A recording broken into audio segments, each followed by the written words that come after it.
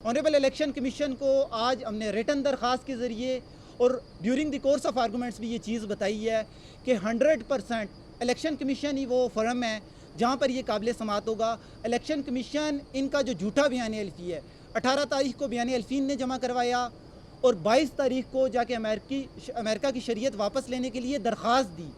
शरीयत वापस अभी तक ली या नहीं ली ये किसी को भी नहीं पता, लेकिन 22 तारीख को दरख्वास्त दी। ऑनरेबल इलेक्शन कमीशन से आज बहस करते हुए मैंने यही इस्तदा की है कि 18 तारीख को जो बयान अल्फ़ी जमा करवाया गया, पेपर जमा करवाए गए ऑनरेबल इलेक्शन कमीशन के जो रिटर्निंग ऑफिसर हैं उनके पास, उसमें झूठ बोला गया।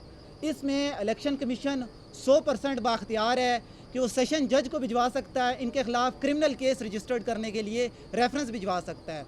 और ऑनरेबल इलेक्शन कमीशन को हमने ये चीज़ भी कही है कि हमारी इस पटिशन में ये इस्तदा की हुई है कि जितने भी इनने तनख्वाहें ली, जो मरात लिए, वो मरात दोबारा सरकारी ख़जाने में जमा करवाएं, क्योंकि वो पैसे इनके नहीं हैं, वो इन गरीब लोगों के पैसे हैं, वो हमारे पैसे हैं, वो हमारे टैक्स के पैसे हैं। और मुझे उम्मीद है कि 100% इलेक्शन कमीशन फैसल वावड़ा को नाअहल कर देगा।